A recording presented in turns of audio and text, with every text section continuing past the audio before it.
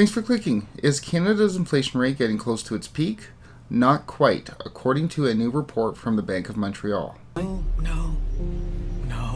With the recent fall in gas prices, wheat, and lumber, some have begun to question whether or not Canada and the United States have reached their peak point of inflation, if we can start to expect prices to fall in the coming months ahead. Yet BMO is not so sure.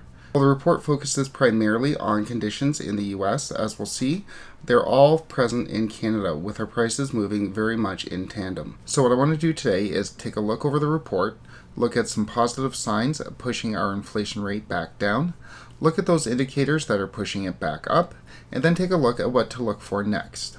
The Bank of Canada is set to make its policy rate decision on Wednesday, with most onlookers predicting a 75 basis point rate hike.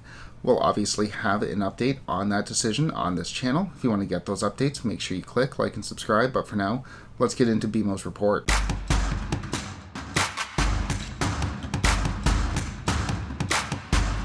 According to BMO, the most compelling sign that the inflation rate might be starting to peak is the drop in non-energy commodity prices. That is, the non-energy inputs that make stuff. So wheat, grain, copper, etc. If we look at this chart from BMO, we see that non-energy commodity prices took off in 2020, but do appear to have finally peaked and have been coming down, at least as of recent. Second, BMO says that supply chain indicators are also starting to improve.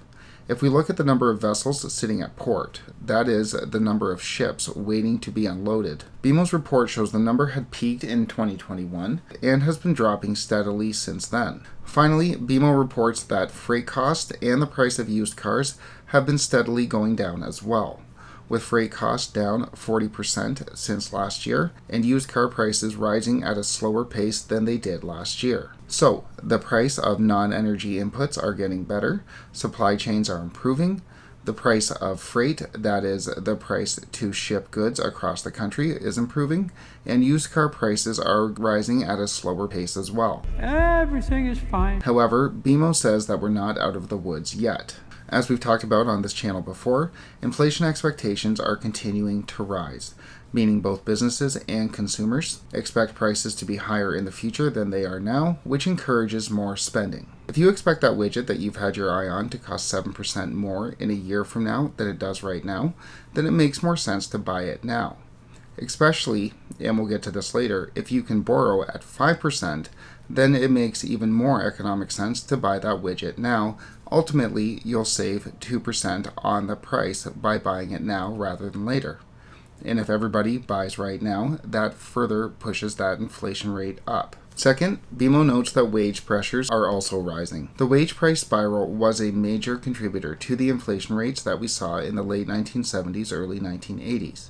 As the price of goods go up, workers demand more money to pay for those goods, and as employers have to pay workers more money, the price of goods go up, workers demand more money, and on it goes. With Canadian wage pressures continuing to build, this is definitely not a good sign. Not that Canadian workers shouldn't make more money. Pay me my money. But continual and rising wage pressures are one of the telltale signs of an inflation rate that has become unhinged. And this is one of the biggest issues with the inflation rate, with inflation expectations becoming unmoored. How does the Bank of Canada tell Canadians that they have 10% less buying power at the end of the year, and they can't look to make any more money, because if they do, it will make the inflation rate even worse? Yeah. Finally, BMO notes that despite the housing market continuing to reverse, rents are continuing to rise. Indeed, with Canada's rental market heating up and rental prices expected to increase, the shelter component of our CPI is likely to put continual upward pressure on our inflation rate for at least the foreseeable future. So we have rising consumer and business inflationary expectations, we have growing wage demands, and as we've seen, we have rent prices going through the roof, all major contributors to a rising inflation rate. Not to mention, real interest rates are still negative.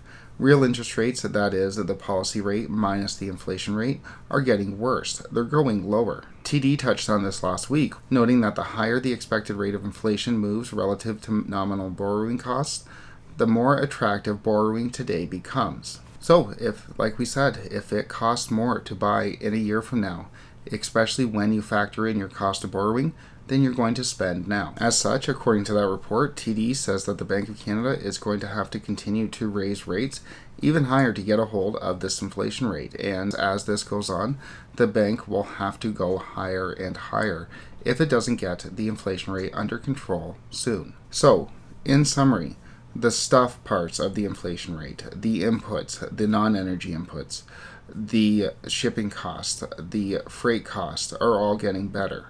But the people stuff of inflation, the inflation expectations, the wage demands, are all getting worse. Further, with the inflation rate so much higher than the policy rate, BMO is expecting that the U.S. inflation rate is going to hit 9%. This report was mostly focused on U.S. inflation, but I think we've seen all of these components apply to Canada as well.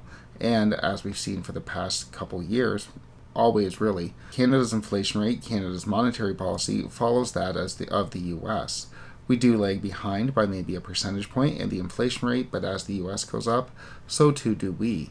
So, if the U.S. does hit 9% inflation, I think we could very well see an 8% inflation in Canada by the end of the summer, if we're not already there, and I think a lot of people would say that we are. So, in summary, some components of the inflation rate are getting better. The supply chain issue, the cost of transporting goods, all getting better, but we still have a long way to go.